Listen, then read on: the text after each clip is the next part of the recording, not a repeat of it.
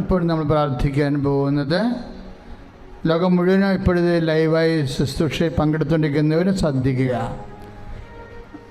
ഇപ്പോഴും നമ്മൾ പ്രാർത്ഥിക്കാൻ പോകുന്നത് ഇപ്പോൾ തന്നെ ഇന്നത്തെ സാക്ഷ്യം കേട്ടില്ലേ, 50 കൊല്ലമായി ഭാഗോടമ്പടി നടക്കാത്ത ഒരു സ്ഥലം ഉടമ്പടി ചെയ്തപ്പോൾ ഭാഗോടമ്പടി നടന്നു. അപ്പം നിങ്ങൾ ഓർക്കും 2.5 സെൻറ്റല്ലേ കിട്ടിയത്. പക്ഷേ 2.5 സെൻറ്റ് കിട്ടിയത് എവിടെയാണ്? മഹാനഗരത്തിലാണ് കിട്ടിയിരിക്കുന്നത്. കോടികളുടെ ആസ്തിയാണത് ശരിക്കും.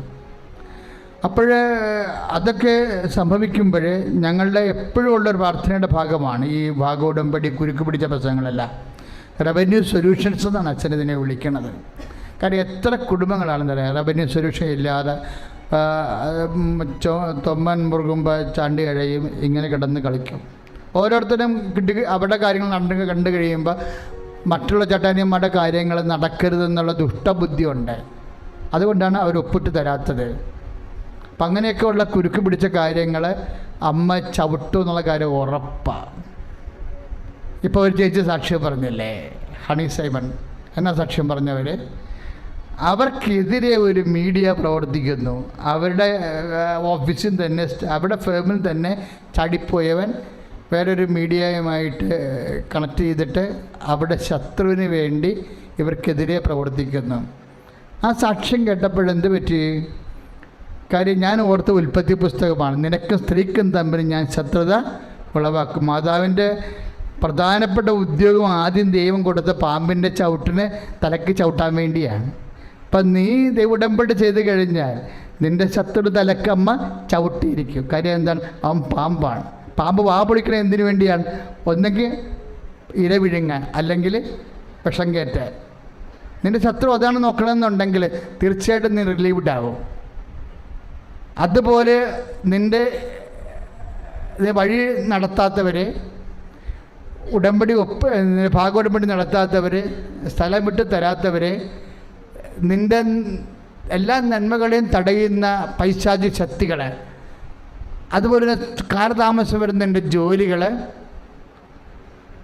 ഒരാളെ അവിടെ നിന്ന് ആ ജോലി മാത്രം നിനക്ക് പറ്റത്തുള്ളെന്നുണ്ടെങ്കിൽ അവിടെ ഇരിക്കുന്ന ആളെ മാറ്റിയിട്ട് അയാൾക്ക് അതിനേക്കാൾ നല്ല ജോലി അയാൾക്ക് പറ്റുന്ന കൊടുത്തിട്ട് നിന്നെ അവിടെ പ്ലേസ് ചെയ്യണ സാക്ഷി എന്ന് വായിച്ചതാണ് അല്ലേ? ഇതാണ് അമ്മയുടെ ഒരു ഉടമ്പടി റേഞ്ച് എന്ന് പറയണത്. അപ്പോൾ അമ്മ പ്രത്യക്ഷമായിട്ട് വിശുദ്ധമായ മണ്ണ് നിൽക്കുമ്പോൾ നിൻ്റെ ഈ വിശ്വാസം പോരാ. പ്രാർത്ഥിക്കുക, കർത്താവേ ഇവിടെ നിൽക്കാനുള്ള വലിയ വിശ്വാസത്താൽ എന്നെ അഭിഷേകം ചെയ്യണമേ. എൻ്റെ ഭൗതികമായ ജീവിത സാഹചര്യങ്ങള്, ജോലി തടസ്സങ്ങള്, സാമ്പത്തിക കടങ്ങള്, അതുപോലെ തന്നെ വിദ്യാഭ്യാസ ദുരിതങ്ങള്, എൻ്റെ വിദേശ ജോലികള്, അതിൻ്റെ സാങ്കേതിക ദുരിതങ്ങള്, രേഖാപരമായ തടസ്സങ്ങള്, എല്ലാ തരത്തിലുള്ള രേഖാമൂലമായ സാങ്കേതിക തടസ്സങ്ങള്, എൻ്റെ പരീക്ഷകള്, എൻ്റെ നൈപുണ്യ പരീക്ഷകള്, എൻ്റെ മത്സര പരീക്ഷകള്, എല്ലാ പരീക്ഷകളുടെ മേലും കർത്താവിൻ്റെ ശക്തി കൊടുക്കട്ടെ. ഉയർത്തിക്കൊണ്ട് സ്തുതിക്കട്ടെ. കർത്താവായ ദൈവമേ, യെശയ്യാ 53:13 കർത്താവാണല്ലോ മക്കളെ പഠിപ്പിക്കുന്നത്, അവർക്ക് ശ്രേയസാർജിക്കുമെന്ന് വിശ്വസിക്കുന്നു. ഞങ്ങളുടെ കടങ്ങള്, ദുരിതങ്ങള്, കടങ്ങള്, കർത്താവെ രേഖയില്ല കടങ്ങള്, സാമ്പത്തിക കുരുക്കള് അങ്ങ് സ്പർശിക്കണമേ, ഏറ്റെടുക്കണമേ. ഹല്ലേലൂയ. കരങ്ങൾ വീശിപ്പാടാം.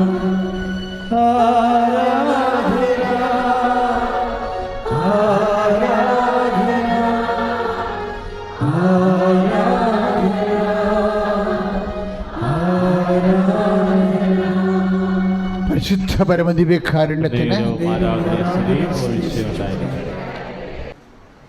ഇപ്പോഴെന്നെ ശ്രമിക്കുന്നവർ അവരുടെ ഡേറ്റുകൾ പരിശുദ്ധ അമ്മ വഴി ഈശോയ്ക്ക് യൂട്യൂബിൽ സമർപ്പിക്കാവുന്നതാണ്. നിങ്ങൾക്ക് സ്വന്തമായിട്ട് നേരെ സമർപ്പിക്കാം.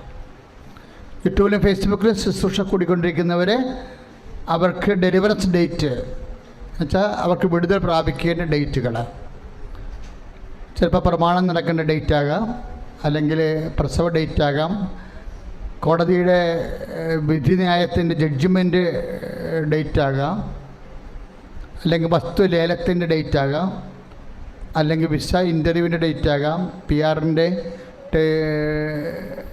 ഡേറ്റ് ആകാം, എംബസി ക്വാളിഫൈ ചെയ്തിരിക്കുന്ന ഡേറ്റ് ആകാം, അല്ലെങ്കിൽ വസ്തു അളവിൻ്റെയോ ഡേറ്റ് ആകാം. എന്ത് ഡേറ്റ് വേണമെങ്കിലും നിനക്കിപ്പോൾ പരിശുദ്ധ എന്ന് നീ പറയണം. കൃപാസനത്തിൽ പ്രത്യക്ഷപ്പെട്ട പരിശുദ്ധ അമ്മ വഴി സമയമാതാവേ, മാതാവിന് എൻ്റെ ജീവിതത്തിൻ്റെ സമയം സമർപ്പിക്കുന്നുവെന്ന് പറയണം.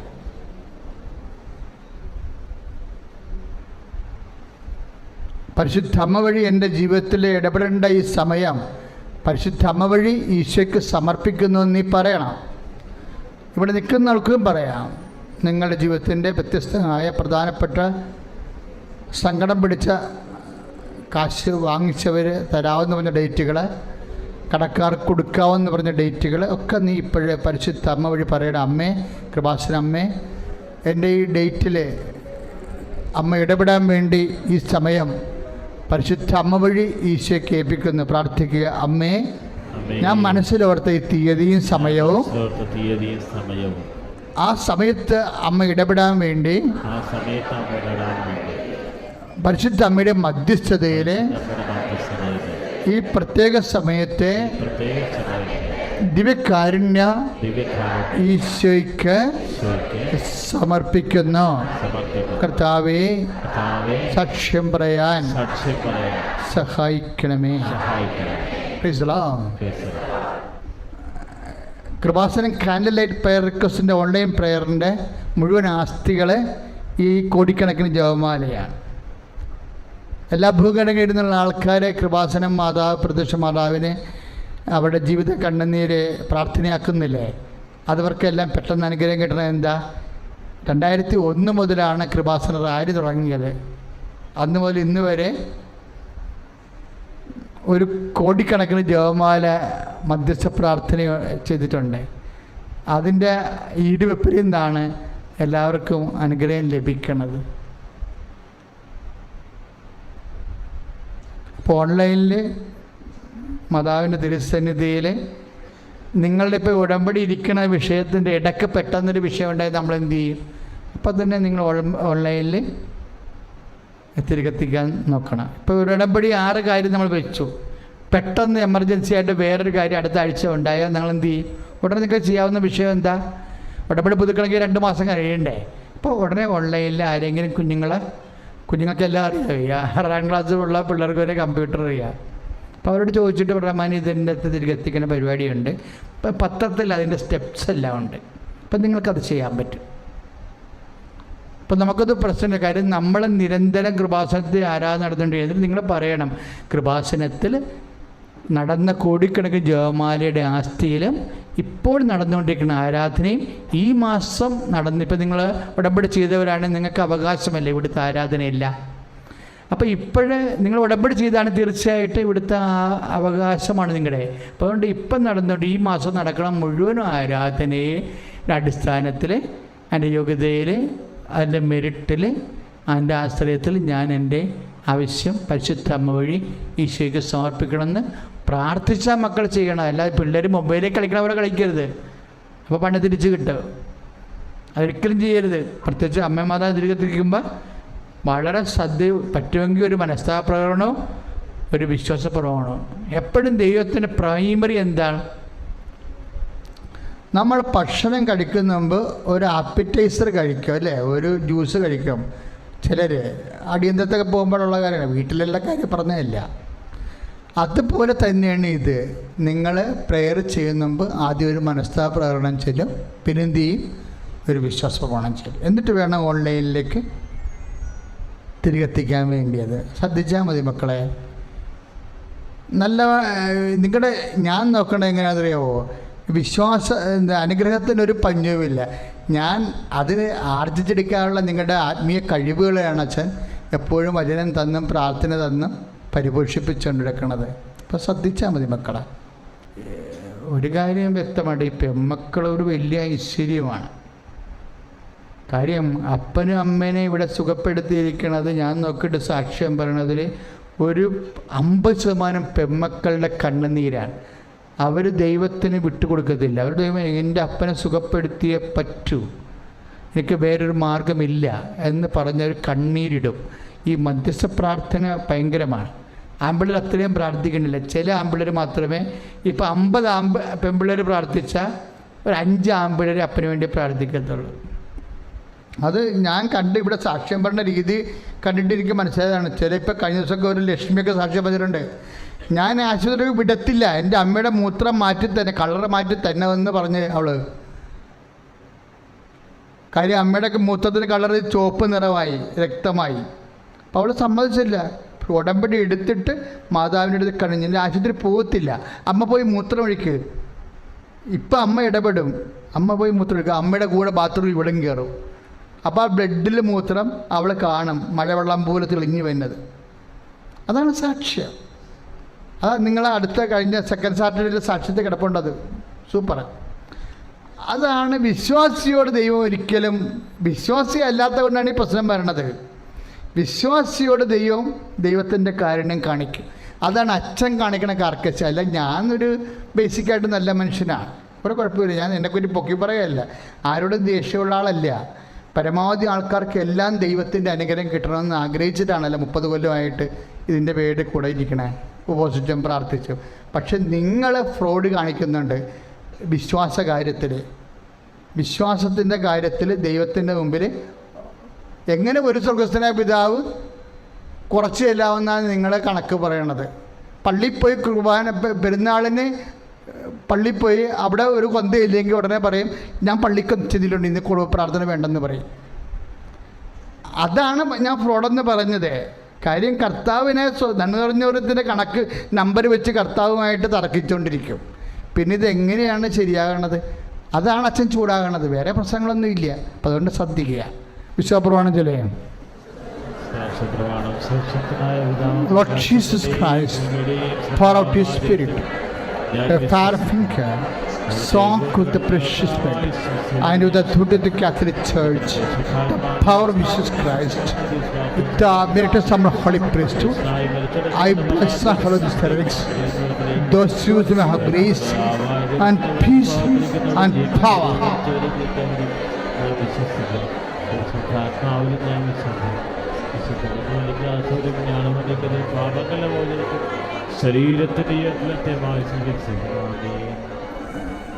കരങ്ങൾ ഉയർത്തിക്ക് സ്തുതിക്കട്ടെ. ഹല്ലേലൂയ. ഇതാ ഈശോ നിങ്ങളെ ആശീർവദിക്കാൻ പോവുകയാണ്.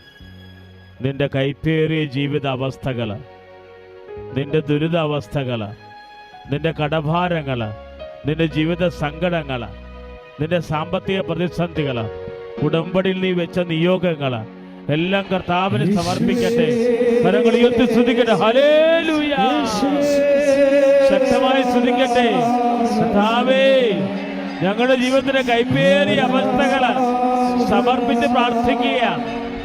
ജീവിത സഹനങ്ങളെയും ദുരിതങ്ങളെയും സാമ്പത്തിക കുരുക്കുകളെയും കടഭാരങ്ങളെയും സമർപ്പിക്കുന്നു. ഈശോയെ സ്പർശിക്കണമേ.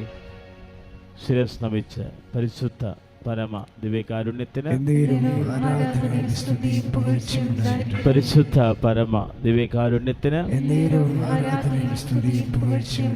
പരിശുദ്ധ പരമ ദിവ്യകാരുണ്യത്തിന്.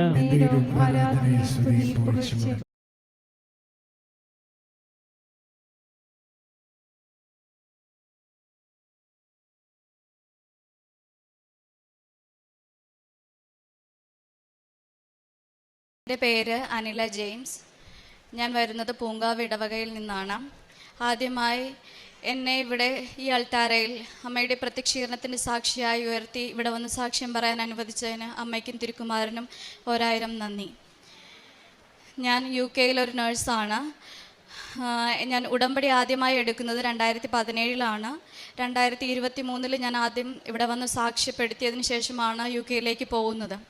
ഇപ്പോൾ ഞാനിവിടെ നിൽക്കുന്നത് ഒരു എമർജൻസി ലീവിലാണ് ഞാനിപ്പോൾ വന്നിരിക്കുന്നത്. ഞാൻ 1-ാം തീയതി രാവിലെ തുടങ്ങി എനിക്ക് അടിവയറ് ഭയങ്കര വേദന ഉണ്ടായിരുന്നു. അപ്പോൾ നടുവിനേക്ക് അത് റേഡിയേറ്റ് ചെയ്യുന്നതായിട്ട് എനിക്ക് തോന്നി. കുറച്ച് കഴിഞ്ഞത് ഭീകരമായിട്ട് എനിക്ക് വേദന അനുഭവപ്പെടാൻ തുടങ്ങി. ഞാൻ യൂറിൻ പാസ് ചെയ്യുമ്പോൾ ആദ്യത്തെ തവണ യൂറിൻ പാസ് ചെയ്യപ്പോൾ എനിക്ക് കളർ ചേഞ്ച് ഒന്നും തോന്നിയില്ല. പക്ഷെ 2-ാം തവണ മുതൽ എൻ്റെ യൂറിനിലൂടെ പോകുന്നത് ബ്ലഡായിരുന്നു. കംപ്ലീറ്റ് ബ്ലഡാണ് പോയിക്കൊണ്ടിരിക്കുന്നത്. അപ്പോൾ ബ്ലഡ് കണ്ടപ്പോൾ തന്നെ ഞാനൊരു തിയേറ്റർ നേഴ്സ് ആയതുകൊണ്ട് എനിക്കറിയാം അത് എത്രത്തോളം എന്നെ ബാധിക്കുന്നതാണ്, അതൊരു സർജിക്കൽ പ്രൊസീജിയറിലേക്ക് പോകുന്ന ഒരവസ്ഥയായിരിക്കുമെന്ന് ഞാൻ മനസ്സിൽ ചിന്തിച്ചു.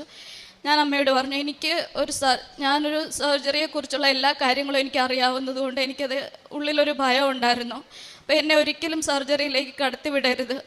എങ്ങനെ സർജിക്കൽ പ്രൊസീജിയറിലോട്ട് പോയാലും അവിടെ ട്രീറ്റ്മെൻറ്റ് എല്ലാം ഡിലേ ആയതുകൊണ്ട് ഇത്രയും ബ്ലഡ് പോകുന്ന അവസ്ഥയിൽ എനിക്ക് അവിടെ നിൽക്കാൻ പറ്റത്തില്ലായിരുന്നു.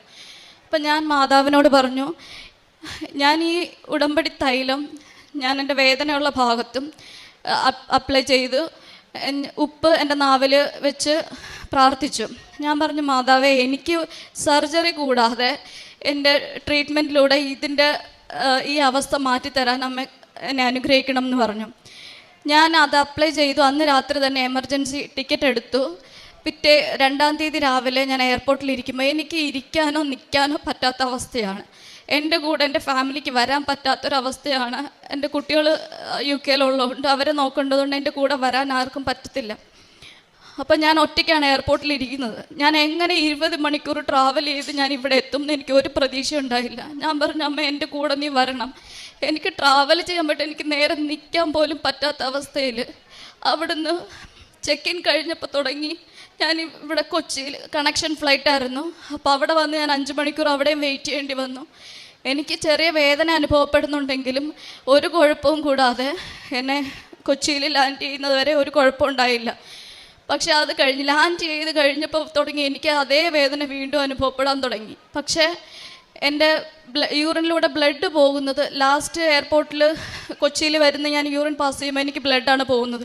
പക്ഷെ അവിടെ നിന്ന് എൻ്റെ വീട്ടിൽ നിന്ന് ആൾക്കാർ വന്ന് വിളിച്ചുകൊണ്ട് പോകുന്ന ആ സന്ദർഭത്തിൽ അതാണ് ലാസ്റ്റ് എൻ്റെ ബ്ലഡ് പോയത്. പിന്നെ അത് കഴിഞ്ഞ് യൂറിൻ ക്ലിയർ ആണ്, പിന്നെ ബ്ലഡ് പോയിട്ടില്ല. അപ്പം ഞാൻ അമ്മയോട് പറഞ്ഞു, എനിക്ക് ഒരിക്കലും ഒരു സർജിക്കൽ പ്രൊസീജിയറിലോട്ട് എന്നെ കൊണ്ടുപോകരുത്. കാരണം ബ്ലഡ് പോകുന്നുണ്ടെന്ന ഒരു സ്റ്റേജ് ആണെങ്കിൽ അവരെപ്പോഴും സർജറി ആയിരിക്കും പ്രിഫർ ചെയ്യുന്നത്, എന്താണ് ചെക്ക് ചെയ്യാനുള്ളതെന്ന് അറിയാൻ വേണ്ടിയിട്ട്. പക്ഷെ അവിടെ നിന്ന് ഹോസ്പിറ്റലിലേക്ക് പോകുന്ന വഴി എനിക്ക് വേദന കാഠിന്യം അതുപോലെ തന്നെയുണ്ട്. ഹോസ്പിറ്റലിൽ ചെന്ന് അൾട്രാസൗണ്ട് എടുത്തപ്പോഴത്തേക്കും അതിൽ സ്റ്റോണോ അല്ലെങ്കിൽ കിഡ്നി സംബന്ധമായിട്ടുള്ള ഒന്നുമോ ഇല്ല. ഇൻഫെക്ഷനുണ്ട്. പക്ഷെ ഡോക്ടർ പറഞ്ഞത് ഇത് കറക്റ്റ് ടൈമായിരുന്നു ഞാൻ എത്തേണ്ടിയിരുന്നത്. കാരണം ഇതിലും വൈകിയിരുന്നെങ്കിൽ എൻ്റെ ഇൻഫെക്ഷൻ കിഡ്നിയിലേക്ക് സ്പ്രെഡ് ആവുമായിരുന്നു. പക്ഷേ ഞാൻ ഇപ്പോഴും വിശ്വസിക്കുന്നത്, ഞാൻ ആ ബ്ലഡ് എൻ്റെ യൂറിനിൽ കാണിച്ചത് കൊണ്ട് മാത്രമാണ് ഞാൻ എമർജൻസി ടിക്കറ്റ് എടുത്തത്. ഇല്ല എന്നുണ്ടെങ്കിൽ പെയിൻ കില്ലർ കഴിച്ച് ഞാൻ അവിടെ തന്നെ നിൽക്കുമായിരുന്നു. പക്ഷെ അമ്മ എന്നെ ആ ഒരു അവസ്ഥയിൽ എത്തിക്കാതിരിക്കാൻ വേണ്ടി അമ്മ തന്നെ അതെന്നെ കാണിച്ചു തന്നാന്ന് ഞാൻ വിശ്വസിക്കുന്നു. ഞാൻ ഹോസ്പിറ്റലിൽ ചെന്ന് ബാക്കിയുള്ള ചെക്കപ്പുകളെല്ലാം ചെയ്തു, ആൻറ്റിബയോട്ടിക് സ്റ്റാർട്ട് ചെയ്തു. ഇതിന്ന് 3-ാം ദിവസമാണ്.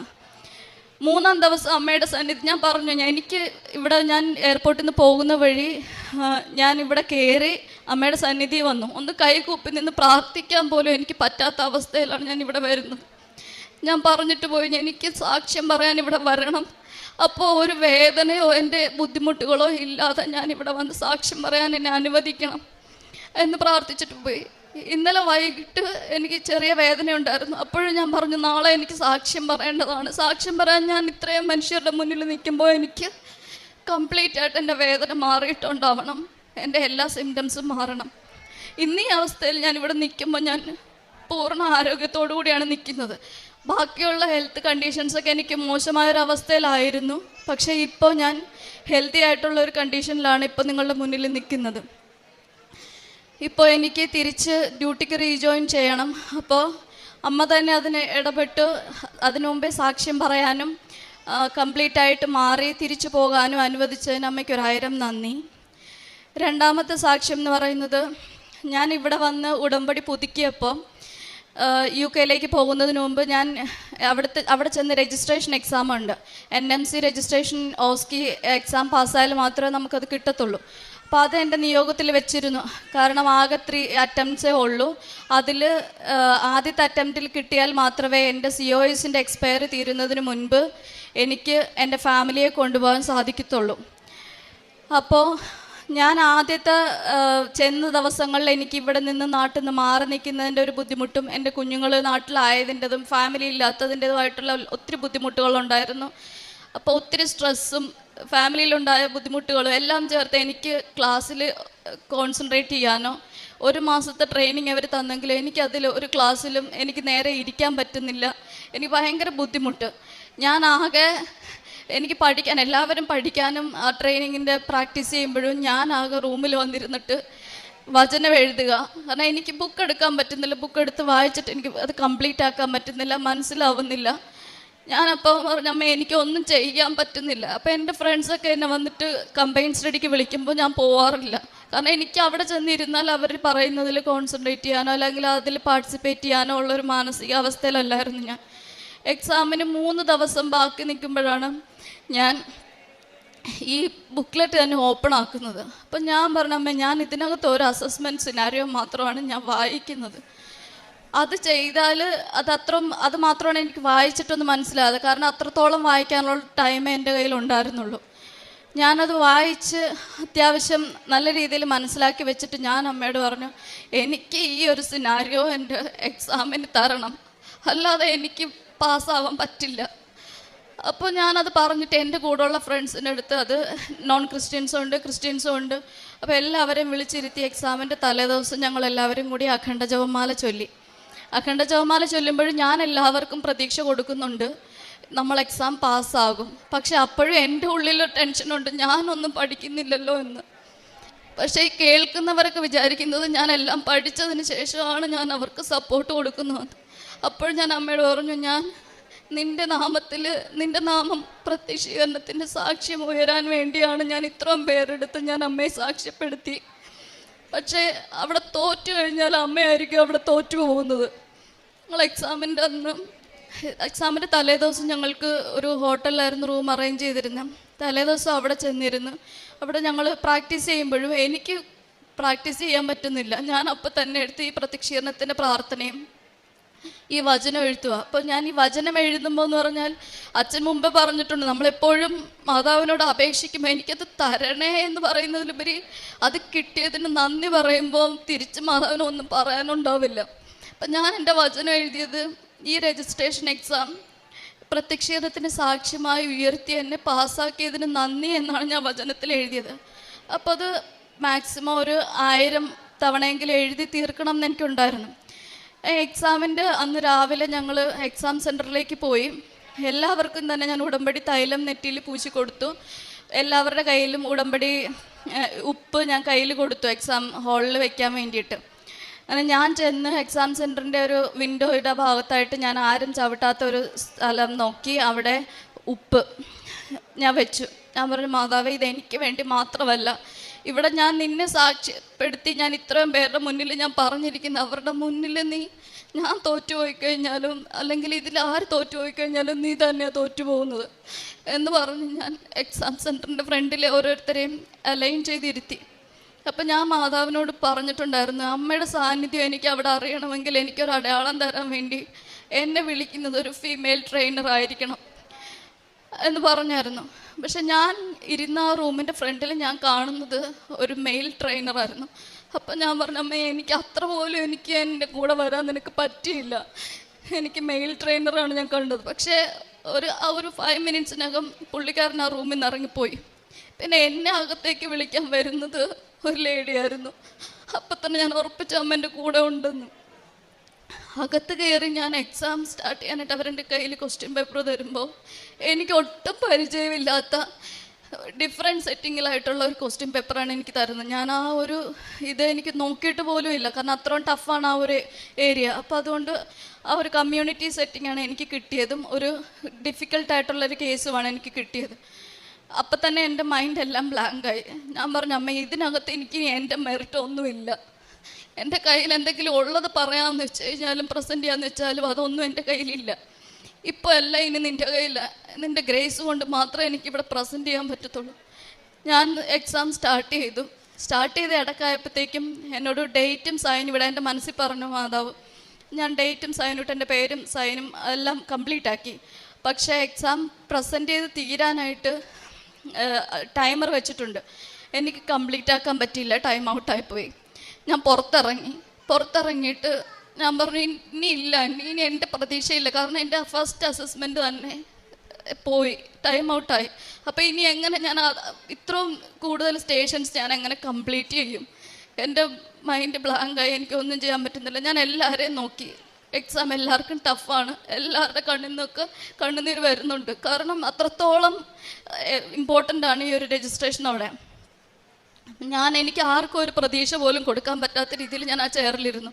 അങ്ങനെ അടുത്ത സ്റ്റേഷൻസ് 3 മണിക്കൂർ നീളുന്ന എക്സാം, അത് ഓരോ സ്റ്റേഷൻ കഴിഞ്ഞ് അവരെന്നെ വിളിച്ച് അകത്ത് പോയി, ഞാൻ തിരിച്ചു വരുന്നു.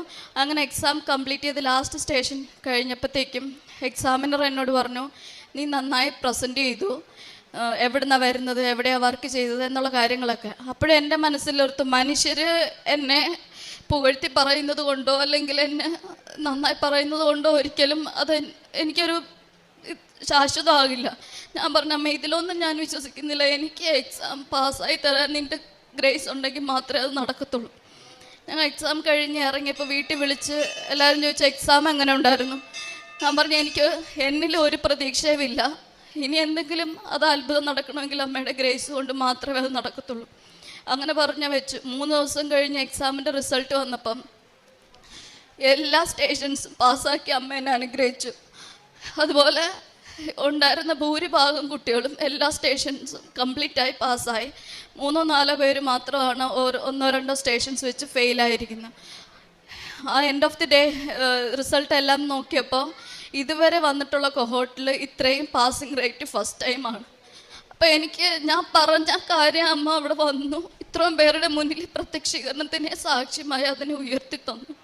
അതിന് അമ്മയ്ക്ക് 1000 നന്ദി. 3ാമത്തെ സാക്ഷ്യം എന്ന് പറയുന്നത്, UK നമ്മൾ ചെന്ന് കഴിഞ്ഞ വീട് കിട്ടാൻ ഭയങ്കര ബുദ്ധിമുട്ടാണ്. അപ്പോൾ ആദ്യത്തെ 2 മാസം നമുക്ക് അക്കോമഡേഷൻ പ്രൊവൈഡ് ചെയ്യും അവർ. അപ്പോൾ ആദ്യത്തെ 1 മാസം ഈ എക്സാമിൻ്റെ ടെൻഷനും കാര്യങ്ങളും കൊണ്ട് വീട് സെർച്ച് ചെയ്തിട്ടില്ല. അതിനെപ്പറ്റി നമുക്ക് കൂടുതൽ അറിവില്ല. അവിടെ ചെന്ന് കഴിഞ്ഞ് അവിടുത്തെ റൂൾസ് റെഗുലേഷൻസൊക്കെ നമ്മൾ പഠിച്ച് വരുന്നതേ ഉള്ളൂ. 1 മാസം കഴിഞ്ഞപ്പോൾ വീട് നോക്കാൻ തുടങ്ങി. പക്ഷെ ഒന്നും നമുക്ക് ശരിയാവുന്നില്ല. 3 ദിവസം ബാക്കി നിൽക്കുമ്പോഴും ഞങ്ങൾ വീട് നോക്കിക്കൊണ്ടിരിക്കുക. അപ്പോൾ എനിക്ക് എൻ്റെ ഫ്രണ്ട്സും ഉണ്ട്. അപ്പോൾ നോൺ ക്രിസ്ത്യൻസാണ് എൻ്റെ കൂടെ ഉള്ളത്. അപ്പോൾ അവരോട് ഞാൻ പറയുന്നത്, അമ്മ മാതാവ് ലാസ്റ്റ് സമയമാണെങ്കിൽ ഡേറ്റ് ഇട്ട് ആ സമയത്തിനുള്ളിൽ വീട് റെഡിയാക്കി തരും എന്ന് ഞാൻ പറയുന്നുണ്ട്. പക്ഷെ അപ്പോഴും ഞാൻ പറയുന്ന മാതാവേ, ഞാൻ പറയുന്നത് അവർക്ക് വിശ്വാസം വരണം എന്നുണ്ടെങ്കിൽ എൻ്റെ വിശ്വാസം ഒരിക്കലും നഷ്ടപ്പെടത്തില്ല. കാരണം അത്രത്തോളം എൻ്റെ ജീവിതത്തിൽ അമ്മ ഇടപെട്ടിട്ടുണ്ട്, ഇത്രത്തോളം എന്നെ ആത്മീയമായി വളർത്തിയിട്ടുണ്ട്. അതുകൊണ്ട് എൻ്റെ വിശ്വാസം ഒരിക്കലും പോവത്തില്ല. പക്ഷെ ഞാൻ പറയുന്നത് അവരുടെ മുന്നിൽ വെച്ച് അത് നടന്നില്ല എന്നുണ്ടെങ്കിൽ അവരിതൊരിക്കലും വിശ്വസിക്കാൻ പോകുന്നില്ല. അങ്ങനെ 3 ദിവസം ബാക്കി നിൽക്കുമ്പോൾ ഒരു വീട് കാണാൻ ഞങ്ങൾ പോയപ്പോൾ എപ്പോൾ പോയാലും ഞാൻ എൻ്റെ ബാഗിൽ നിറച്ച വസ്തുക്കൾ കരുതിയിട്ടുണ്ടാവും. അതിൽ ഉപ്പ് ഞാൻ അതുപോലെ ആ വീട്ടിൽ ചവിട്ടാത്ത സ്ഥലം നോക്കി ഞാൻ വെച്ചിട്ട് ഞാൻ പറഞ്ഞു, അമ്മ ഈ വീട് ഞങ്ങൾക്ക് തരണം. ഒരു ചാൻസും ഇല്ലാത്ത ഒരു രീതിയാണ്. കാരണം ഒരു വീട് പ്രോസസ്സ് ചെയ്ത് നമുക്ക് കിട്ടണം എന്നുണ്ടെങ്കിൽ മിനിമം 2 വീക്സ് വേണം. ഈ 3 ദിവസം കൊണ്ട് അവരൊരിക്കലും സമ്മതിക്കാൻ പോകുന്നില്ല എന്നുള്ള ഉറപ്പാണ്. കാരണം അവർക്ക് 2 വീക്സ് വേണം. അത് തന്നെയല്ല, ഈ 3ാമത്തെ ദിവസം ഞങ്ങൾക്ക് അവിടുന്ന് വെക്കേറ്റ് ചെയ്ത് കൊടുക്കുകയും വേണം. അപ്പോൾ ഏജൻറ്റിനോട് ഇങ്ങനെ പറഞ്ഞു, ഞങ്ങളുടെ അവസ്ഥ ഇങ്ങനെയാണ്, ഞങ്ങൾക്ക് വെക്കേറ്റ് ചെയ്തേ പറ്റത്തുള്ളൂ. ഞങ്ങൾ തിരിച്ച് അക്കോമഡേഷനിൽ എത്തുന്നതിന് മുമ്പ് എത്തിക്കഴിഞ്ഞപ്പോഴത്തേക്കും ഇവരുടെ കോള് വന്നു. അവരുടെ ലാൻഡ് ലോഡ് ഹാപ്പിയാണ് ഞങ്ങൾക്ക് വീട് തരാനെന്നുള്ളത്. അതിലുപരി 3 ദിവസം കൊണ്ട് അവർ അത്രത്തോളം എഫേർട്ട് ഇട്ട് ഞങ്ങളുടെ പ്രോസസ്സിങ് എല്ലാം കംപ്ലീറ്റ് ചെയ്ത് ഇറങ്ങേണ്ടത് എന്നാണോ അതിൻ്റെ തലേ ദിവസം ഞങ്ങൾ അവിടുന്ന് ബാഗേജ് എല്ലാം വെക്കേറ്റ് ചെയ്ത് ഞങ്ങൾ റൂമിലേക്ക് മാറി, ഞങ്ങൾക്ക് കിട്ടിയ വീട്ടിലേക്ക് മാറി. അതും ഒരു വലിയ ദൈവാനുഗ്രഹമായിട്ട് സാക്ഷ്യപ്പെടുത്തുന്നു. പിന്നെ അടുത്ത സാക്ഷ്യം എന്ന് പറയുന്നത്, UK വിസ നിയമങ്ങൾ അത് എപ്പോഴും മാറിക്കൊണ്ടേയിരിക്കും. ഞാൻ എൻ്റെ ഫാമിലിക്ക് ഡിപ്പെൻഡൻറ്റ് വിസയ്ക്ക് അപ്ലൈ ചെയ്യുന്ന സമയത്ത് അവിടെ ഇങ്ങനെ സ്റ്റുഡൻസൊക്കെ ഒത്തിരി ആയതുകൊണ്ട് അവർക്ക് സ്റ്റുഡൻസ് വിസ ഡിപ്പെൻഡൻസിനെ കൊണ്ടുവരുന്നതിന് കുറച്ച് തടസ്സങ്ങളുണ്ടായി. അപ്പോൾ പൊതുവേ വിസയൊക്കെ കുറച്ച് ഡിലേ ആയി. അപ്പോൾ ഞാൻ പറഞ്ഞു, മാതാവേ എനിക്ക് ഈ 3 മാസം എൻ്റെ COS എക്സ്പയർ ആവുന്നതിന് മുമ്പേ എൻ്റെ ഫാമിലിക്ക് വിസ അപ്രൂവലായി കിട്ടണം. COS എക്സ്പയർ ആയിക്കഴിഞ്ഞാൽ എനിക്ക് പിന്നെ ഹോസ്പിറ്റൽ മാനേജ്മെൻറ്റുമായിട്ട് കോൺടാക്ട് ചെയ്യണം. അങ്ങനെ കുറേ പേപ്പർ വർക്കുകളുണ്ട്. അപ്പോൾ COS എക്സ്പയർ ആകുന്ന ആ സമയത്ത് തന്നെ എൻ്റെ ഫാമിലിയുടെ ഡിപ്പെൻഡൻറ്റ് വിസ അപ്രൂവലായി വന്നു. ഞാൻ എത്തിയത് ജൂലൈയിലാണ്.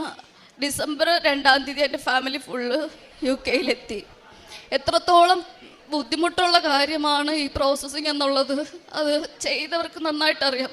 പക്ഷെ എൻ്റെ കാര്യത്തിലെല്ലാം എല്ലാ മാതാവും ഒരു തരത്തിൽ പോലും ഞാൻ ഒരു മനുഷ്യരുടെ മുന്നിൽ പോലും ഞാൻ കൈ നീട്ടാനോ അല്ലെങ്കിൽ താന്ന് നിൽക്കാനോ ഇതുവരെ ഒരു അവസരം ഉണ്ടാക്കിയിട്ടില്ല.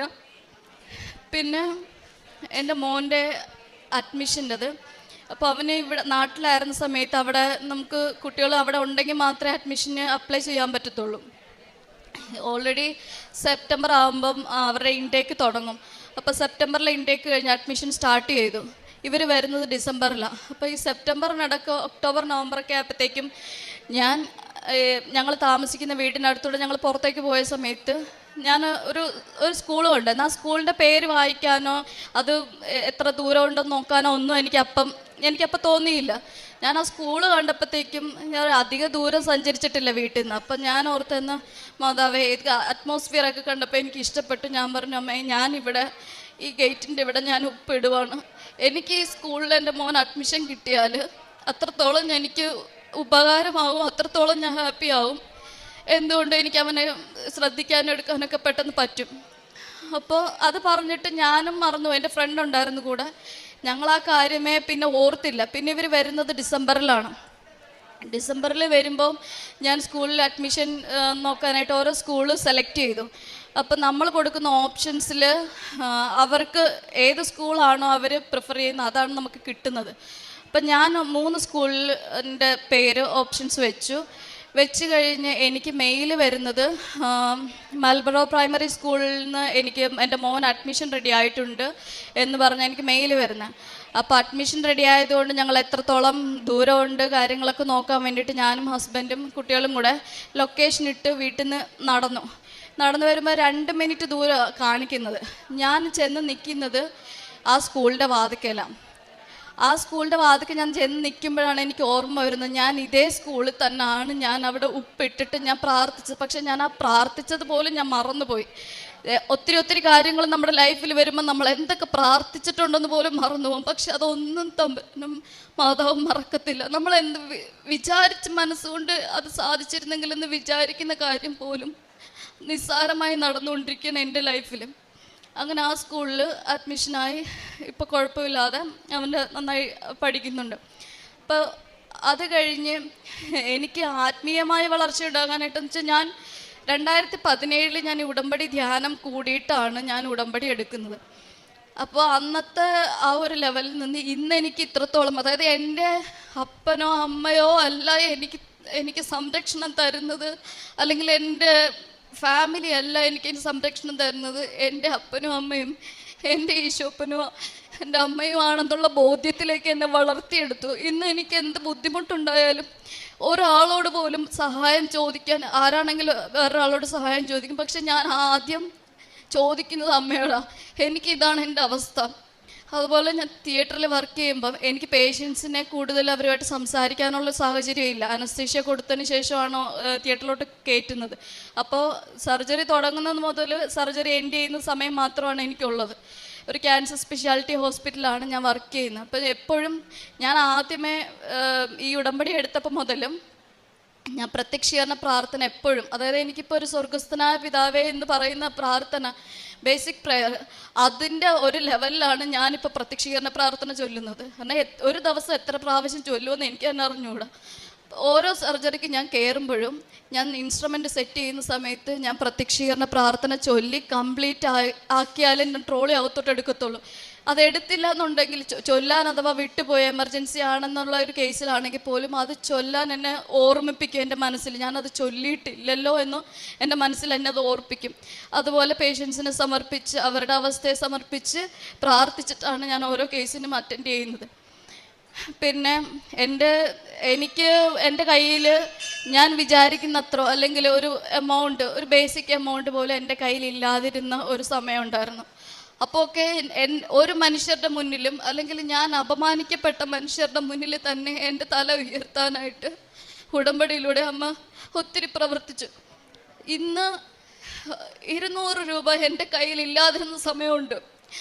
അതിൽ നിന്ന് 3 ലക്ഷം രൂപ സാലറി വാങ്ങിക്കാനുള്ള അവസ്ഥയിൽ എൻ്റെ അമ്മ എന്നെ എത്തിച്ചു. അപ്പോൾ എനിക്കറിയാം എൻ്റെ ജീവിതത്തിൽ എനിക്ക് കിട്ടുന്ന പൈസ എന്ന് പറയുന്നത് അതെൻ്റെ തമ്പുരാൻ എനിക്ക് തരുന്നത്, അല്ലാതെ എൻ്റെ മെറിറ്റ് കൊണ്ടോ അല്ലെങ്കിൽ എൻ്റെ ഒരു അവകാശമോ അല്ലത്. അതിലൊരു 10% ഞാൻ മാറ്റിവെക്കാറുണ്ട്. ആർക്ക് ഉപകാരപ്പെട്ടവർക്ക് അർഹതപ്പെട്ടവർക്ക് അത് എത്തിക്കാൻ ഞാൻ പ്രാർത്ഥിക്കാറുണ്ട്. ആരാണോ അർഹതപ്പെട്ടത് അവരെ എൻ്റെ മുന്നിൽ എത്തിക്കണോ. ഇത്രത്തോളം സാലറി കിട്ടിയിട്ടും എൻ്റെ കാര്യങ്ങൾക്ക് ഇപ്പോഴും ബുദ്ധിമുട്ടുണ്ട്. പക്ഷെ ഇപ്പോഴും ഞാൻ വിശ്വസിക്കുന്നത് എന്ന് ഡേറ്റ് ഇട്ട് ഞാൻ പ്രാർത്ഥിച്ചിട്ടുണ്ടോ ആ ഡേറ്റ് ഇതുവരെ ക്രോസ് ചെയ്ത് പോയിട്ടില്ല എൻ്റെ ഒരു നിയോഗങ്ങൾക്കും. പിന്നെ എൻ്റെ സാക്ഷ്യങ്ങളാവട്ടെ മറ്റുള്ള സാക്ഷ്യങ്ങളാവട്ടെ ഉടമ്പടി ധ്യാനം എല്ലാം ഞാൻ സോഷ്യൽ മീഡിയ വഴി ഷെയർ ചെയ്യും. പിന്നെ എൻ്റെ പേഴ്സണലായിട്ട് ഫ്രണ്ട്സിന് ഷെയർ ചെയ്യും. പിന്നെ എല്ലാവരോടും സംസാരിക്കുമ്പോൾ എനിക്ക് ഈ പ്രത്യക്ഷീകരണത്തിൻ്റെ സാക്ഷ്യത്തെക്കുറിച്ച് ഞാൻ സംസാരിക്കാറുണ്ട്, എൻ്റെ അനുഭവത്തെക്കുറിച്ച് സംസാരിക്കാറുണ്ട്. എത്രത്തോളം അവരെ തീവ്രമായിട്ട് അതിലേക്ക് ഉൾക്കൊള്ളിക്കാൻ പറ്റണമെന്നാണ് ഞാൻ ചിന്തിക്കുന്നത്. കാരണം മനുഷ്യരെ നമുക്ക് ആശ്രയിക്കാൻ പറ്റില്ല, ഒരു കാലത്തും നമുക്ക് മനുഷ്യരെ ആശ്രയിക്കാൻ പറ്റില്ല.